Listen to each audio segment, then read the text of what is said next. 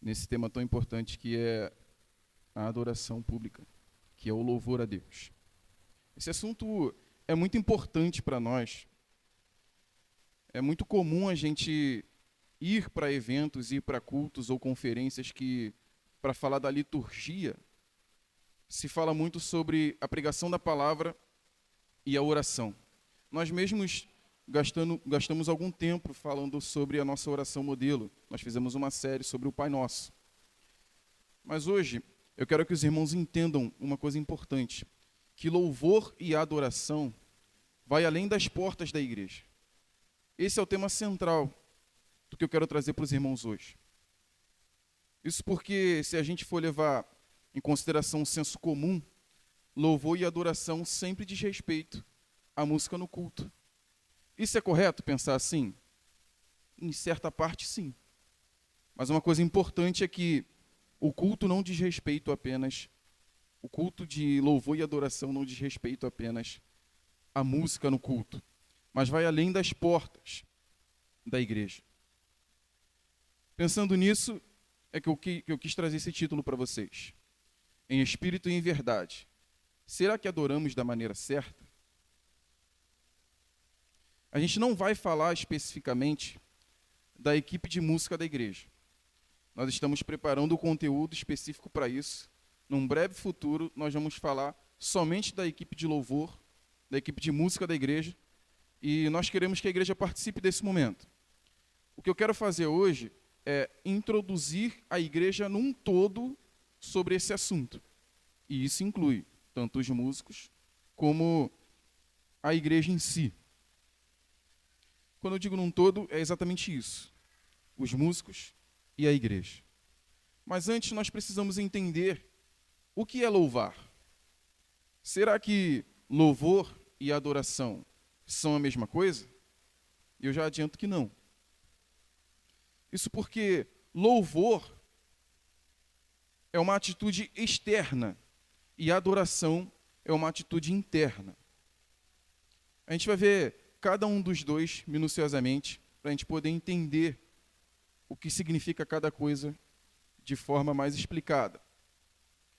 Mas louvor vem da palavra hebraica, que quer dizer elogiar. Ou seja, alguém recebe um dom dado por Deus e através desse dom ele precisa externar para levar elogios a alguém ou a algo. E é a partir desse conceito de louvor é que nós temos dois desdobramentos sobre o que é louvar. Primeiro, louvor possui estética. Eu disse que louvor significa elogio. E ninguém elogia uma outra pessoa de forma interna. Ela precisa externar isso.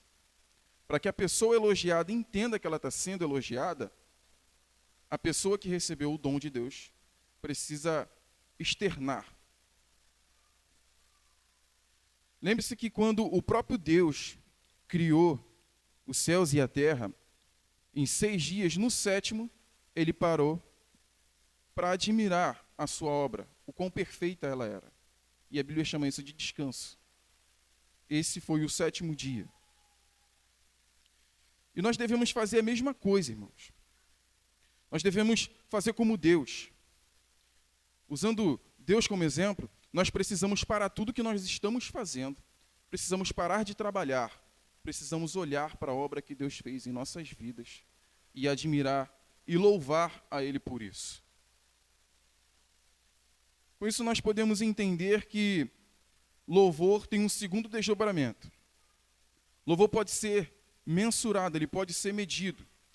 Se louvar e elogio direcionado a alguém por meio de nossos dons e habilidades, logo esse elogio pode ser medido.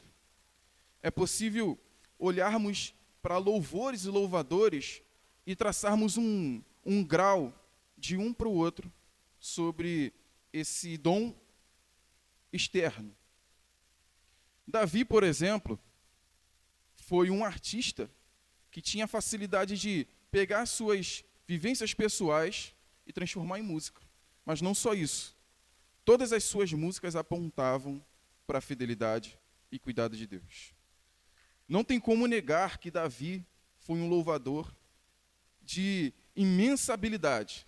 Só que isso faz com que nós coloquemos Davi numa categoria em que nós, meros mortais musicais, não alcançamos. O que eu quero dizer com isso é que nós precisamos analisar como nós estamos tratando a música na igreja.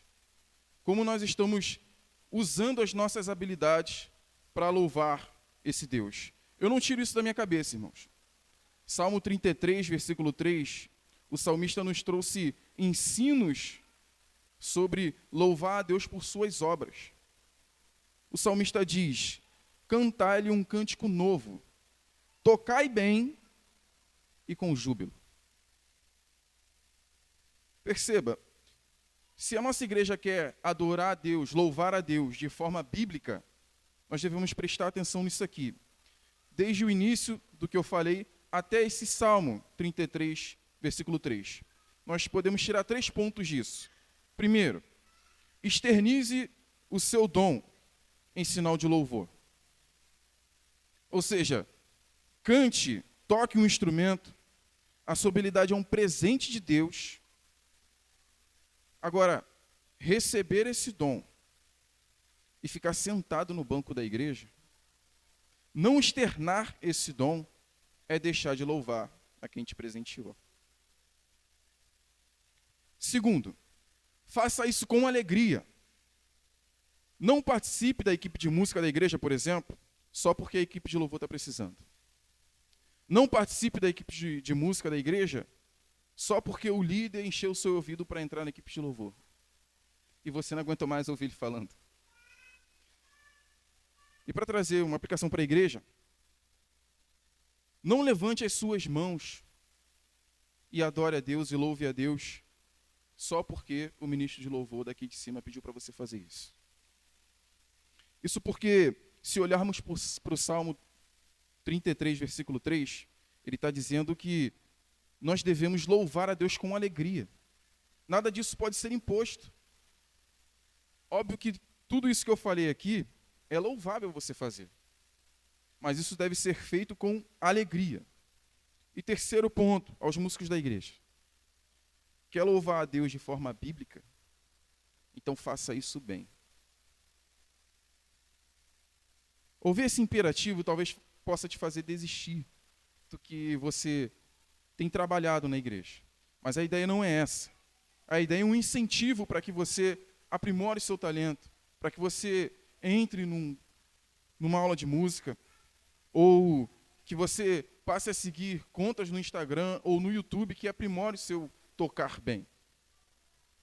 Agora, óbvio que o meu apelo também é que, se você perceber que você não é vocacionado para esse tipo de serviço, você pode partir para uma outra habilidade. Mas não faça a obra de Deus de qualquer maneira. Veja, isso serve até como um evangelismo para os de fora. Isso porque quando nós fazemos a obra de Deus de forma mal feita, ou se nós fazemos a obra de Deus de forma bem feita e com zelo, os de fora com certeza vão perceber que o nosso Deus é um Deus organizado e um Deus zeloso. Mas voltando para o nosso foco, como eu disse, nosso foco não vai ser preso aos músicos da igreja, mas na igreja como um todo. Vamos olhar 2 exemplos da palavra de Deus, de adoradores, para que a gente perceba como é realmente adorar a Deus. Gênesis 22, do 1 ao 5, vai nos mostrar como Abraão serve de exemplo para nós, como adorador.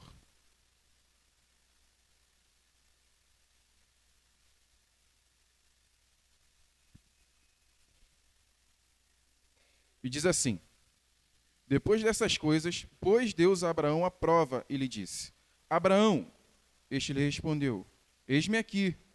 Acrescentou Deus: toma o teu filho, teu único filho, Isaque, a quem amas, e vai-te à terra de Moriá. Ofereça-o ali em holocausto, sobre um dos montes, que eu te mostrarei.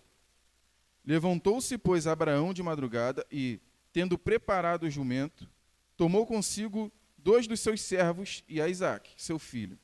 Rachou lenha para o holocausto e foi para o lugar que Deus lhe havia indicado. Ao terceiro dia, erguendo Abraão os olhos, viu o lugar de longe.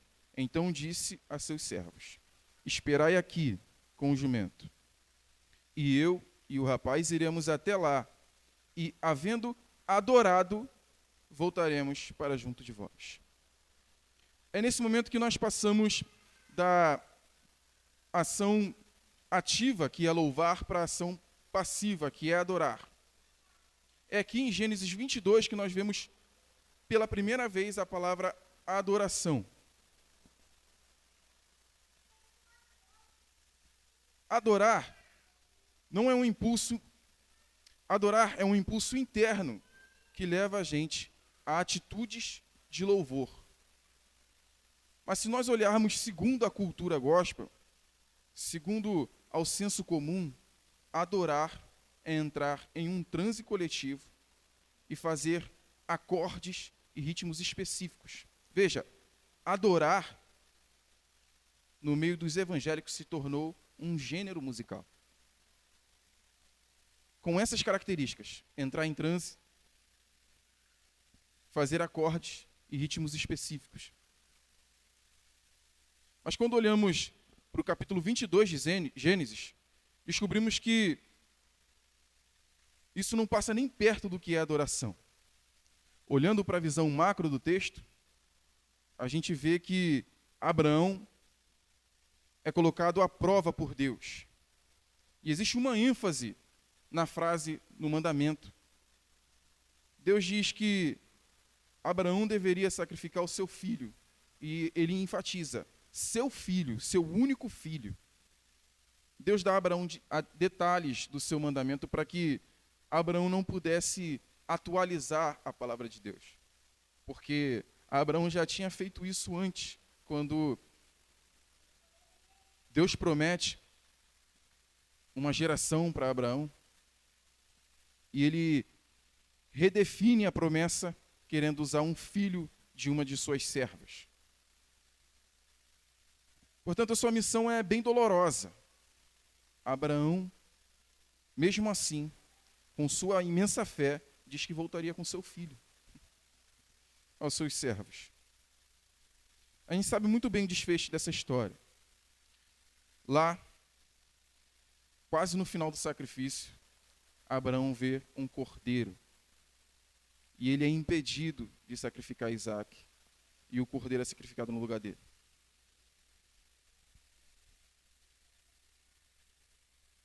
A gente olhando para essa história sufocante, podemos entender a dor de um pai. Deus não faz esse tipo de coisa por mero capricho.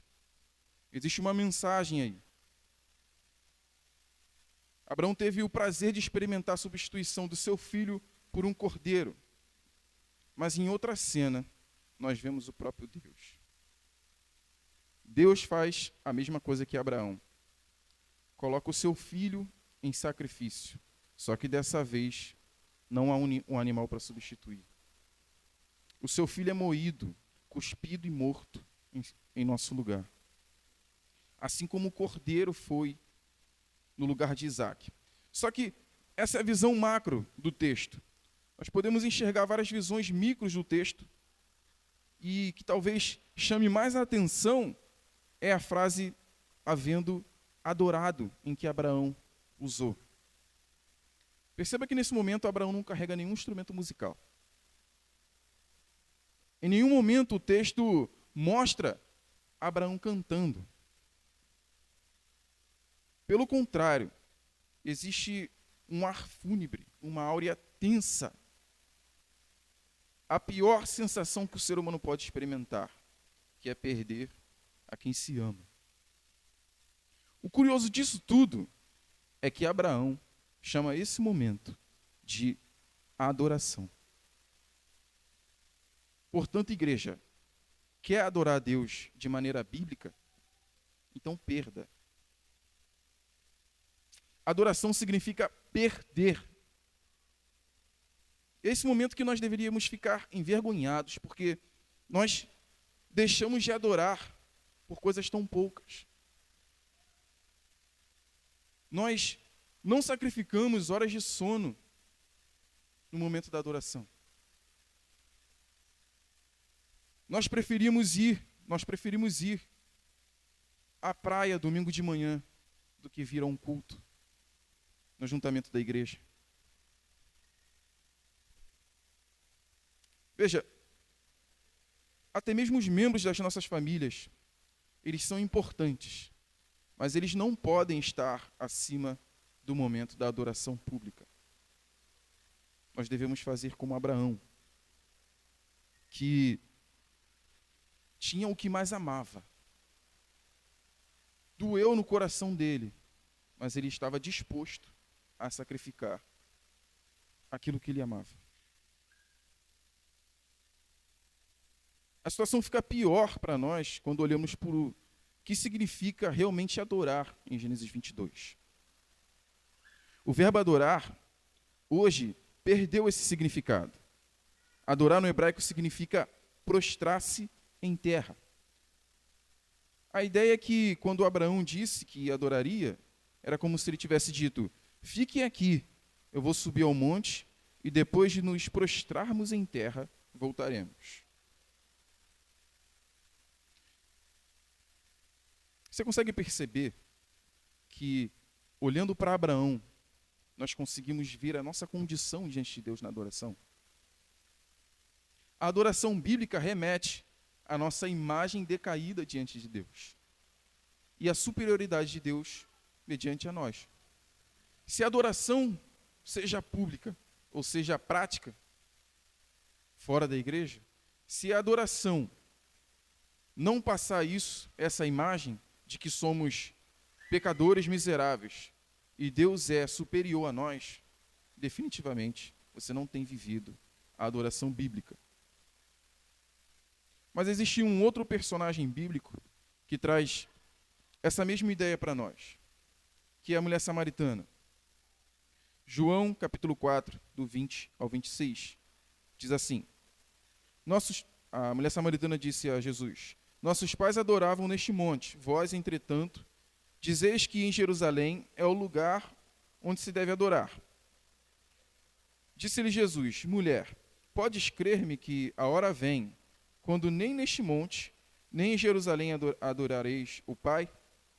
Vós adorais o que não conheceis, nós adoramos o que conhecemos, porque a salvação vem dos judeus. Mas vem a hora, e já chegou, que os verdadeiros adoradores adorarão o Pai em espírito e em verdade, porque são estes que o Pai procura para seus adoradores. Deus é espírito, e importa que os seus adoradores o adorem em espírito e em verdade. Eu sei, respondeu a mulher, que há de vir o Messias, chamado Cristo. Quando ele vier, nos anunciará todas as coisas. Disse-lhe Jesus: eu sou, eu que falo contigo. Jesus foi indagado por diversos homens importantes sobre a identidade dele. Mas Jesus preferiu despejar essa resposta no colo de uma mulher que era mal vista. A mulher sempre ia ao poço no momento em que ela não podia ser vista. Isso porque ela era uma mulher impura, indesejada. Mas Cristo estimula a conversa mesmo assim e traz alguns ensinos extraordinários para a igreja no momento da adoração. Tente comparar a mulher samaritana, por exemplo, com um jovem rico. O jovem era alguém que todos queriam estar por perto. A mulher não, como eu disse. O jovem era alguém bem visto porque seguia os mandamentos de Deus. A mulher se escondia por ser impura e ter desvios de conduta. Mas por que então Jesus prefere fechar as portas para o jovem rico e escancarar as portas da salvação para a mulher samaritana? Simples. A diferença entre adoração e bajulação. O jovem rico tenta barganhar com Jesus Cristo com elogios. Além disso, ele chega de peito estufado, achando que as suas obras garantiriam alguma coisa. Ele olha para o seu próprio currículo e espera como resultado o reino de Deus. Muito diferente da mulher samaritana, que só dela estar num poço em horário incomum poderia fazer com que a gente entendesse que ela entendia a sua condição. Ou quando Cristo diz que ela tinha 5 maridos e o que estava com ela nem era dela. Qualquer mulher nesse momento daria um fora num homem que chegasse a tal ponto. Mas nesse momento, a mulher samaritana reconhece Jesus Cristo como profeta, mesmo não sabendo ainda que ele era o Messias. O decorrer da conversa ainda mostra o quanto a mulher samaritana sabia de sua condição, porque ela parece querer saber onde ela pode resolver o seu problema moral. A pergunta da mulher é simples: onde eu devo adorar? Aqui ou ali? Mas Jesus Cristo ironicamente responde: em espírito e em verdade. Veja, a mulher pergunta onde, e Jesus Cristo responde como.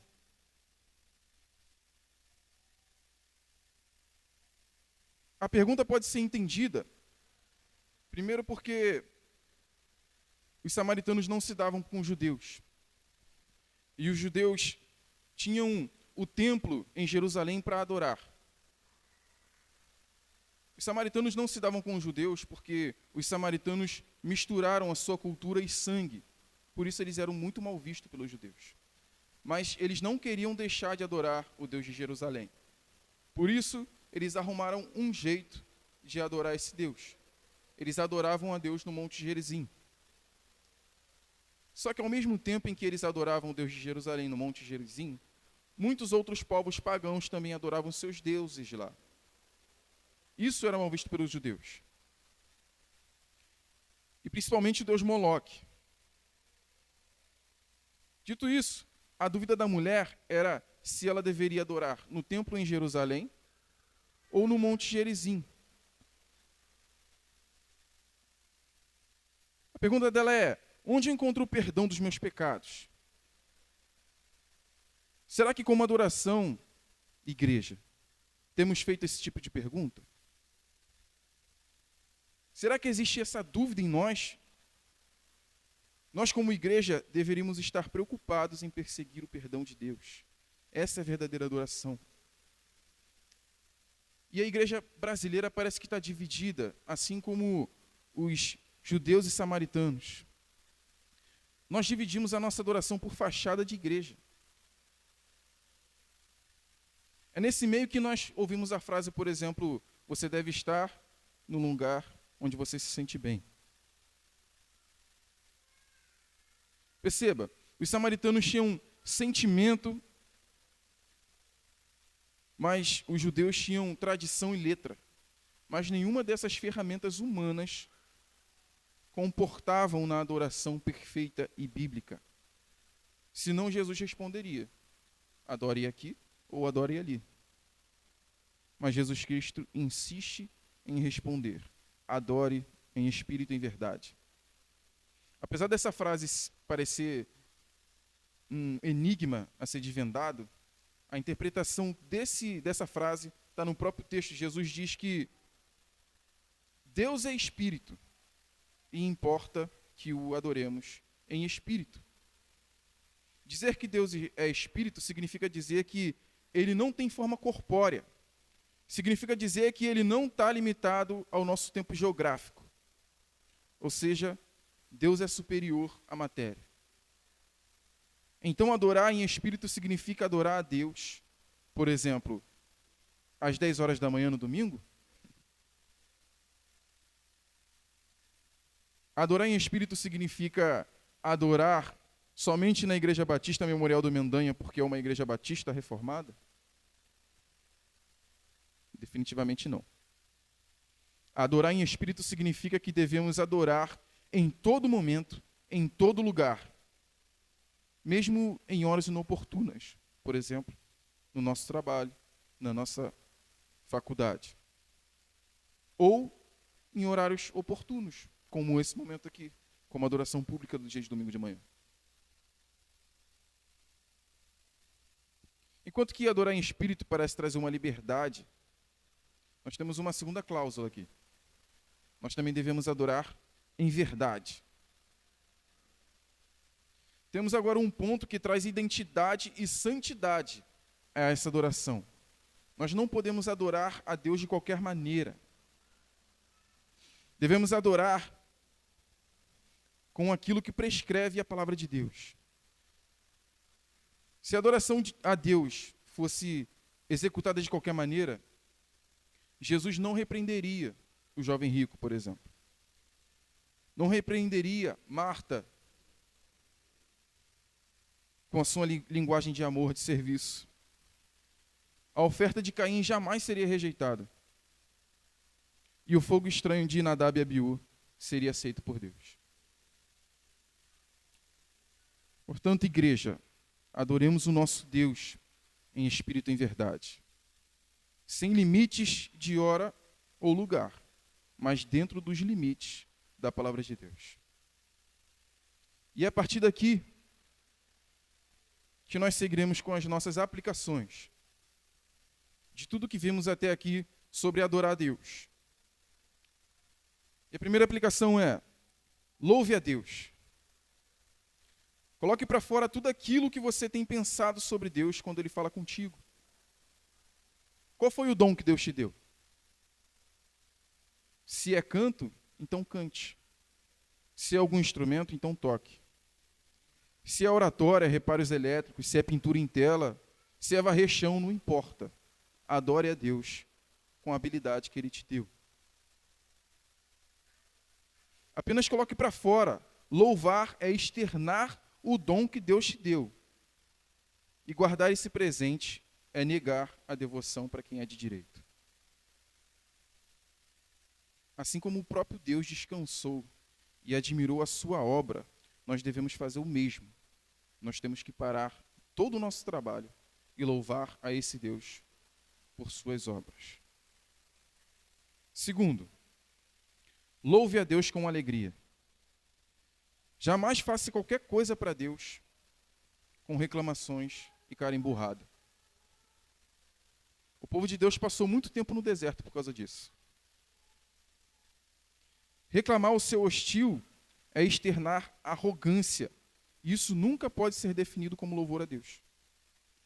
Por isso, quando externar o seu dom em sinal de louvor a esse Deus, faça isso com alegria. Terceiro, louve a Deus bem. Faça o que fizer para Deus, faça de forma bem feita. Estude para aprimorar suas habilidades. Fazendo assim, os incrédulos perceberão que o nosso Deus é um Deus zeloso e organizado. Quarto ponto, e aqui eu pretendo gastar mais um tempinho. Cuidado com a cultura gospel. Eu quero falar com vocês sobre um pouco da história da música cristã e que ela sirva de exemplo para nós. Porque vamos ver tanto artistas que fizeram o trabalho bem feito e artistas que não fizeram o trabalho bem feito, no sentido de adoração a Deus. Veja, o cenário musical antes da década de 80 era uma reprodução de músicas norte-americanas. Os músicos brasileiros basicamente traduziam a letra e cantavam ela. Só que surge, na década de 80, jovens estudantes de teologia e músicos que misturaram essas ciências e estabeleceram letras que falavam do amor de Deus, numa mistura de MPB, de jazz e bossa.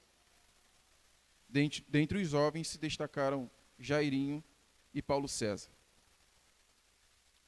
Juntos eles deram origem ao grupo Elo, com canções marcantes. Quem aqui não conhece, por exemplo, Calmo, Sereno e Tranquilo? Depois de um grande acidente, Jairinho falece. Esse é o motivo do fim do Grupo Elo. Mas o seu amigo, Paulo César, garante um segundo grupo na década de 80. Em 81, ele funda o Grupo Logos. Nesse momento, Paulo César não dava ouvidos a ventos de doutrina da sua época.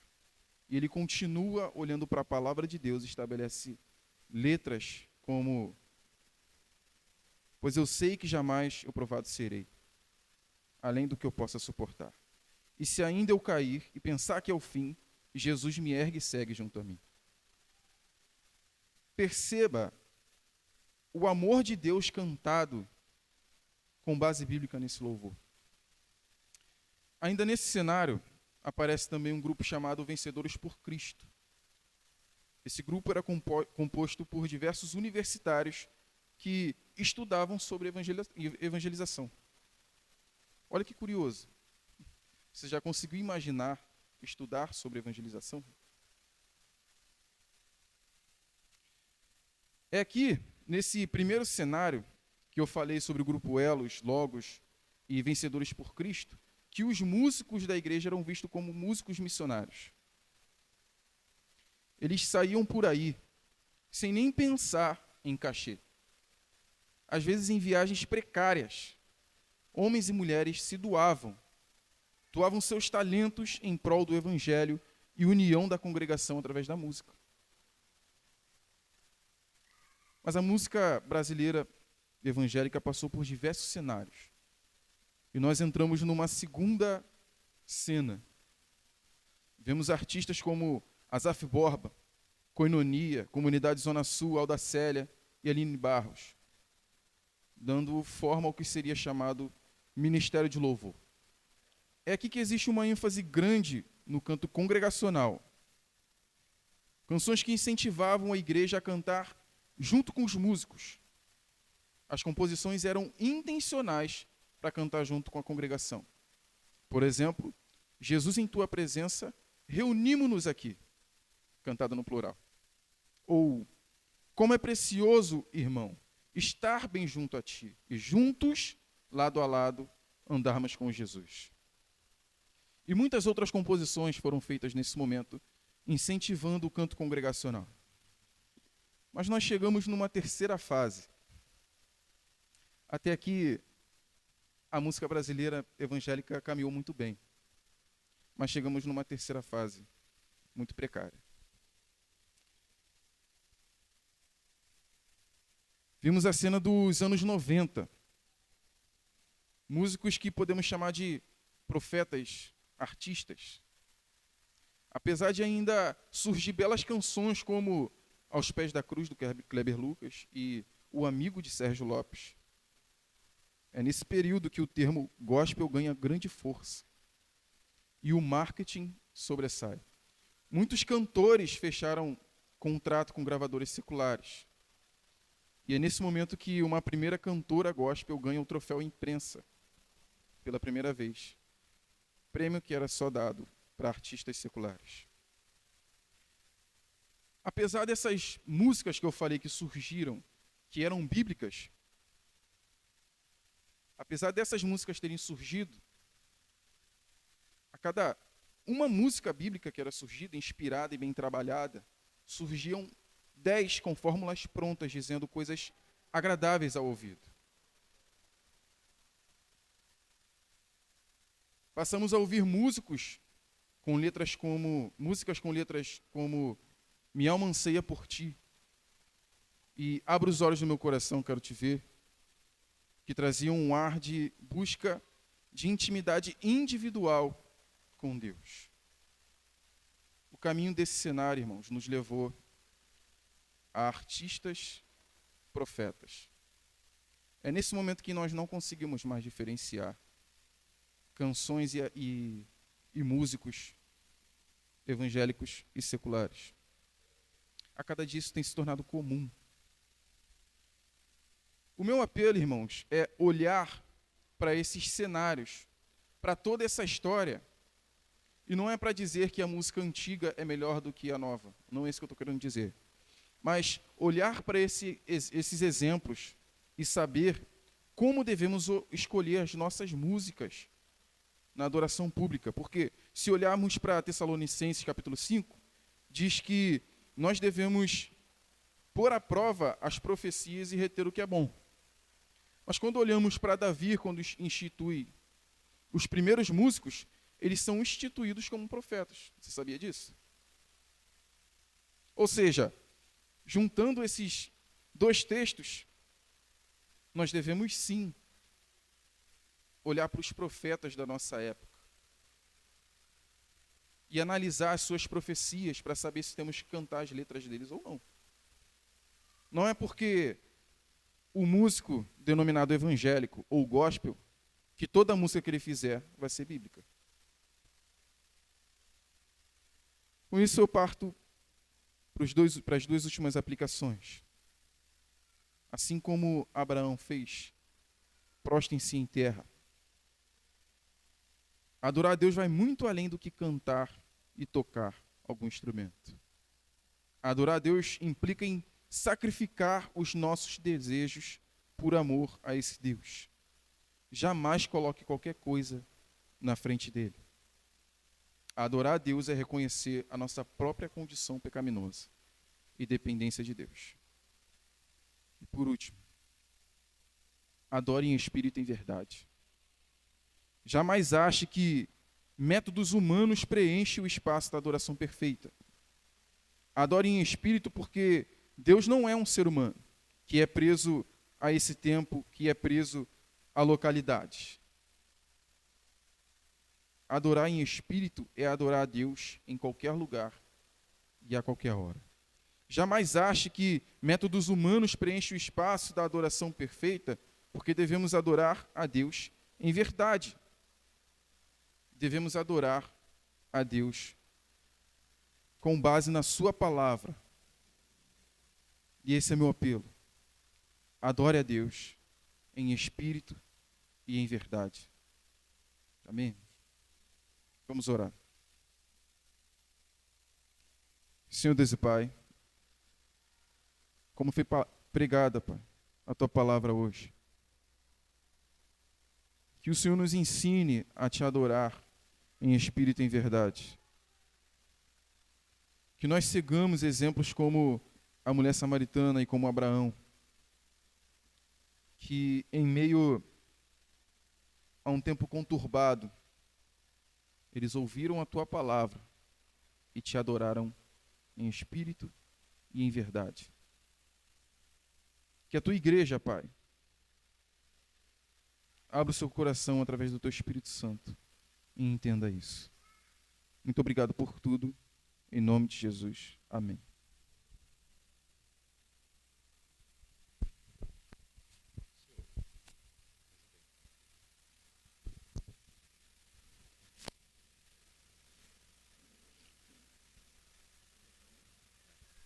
Meus amados, a gente teve então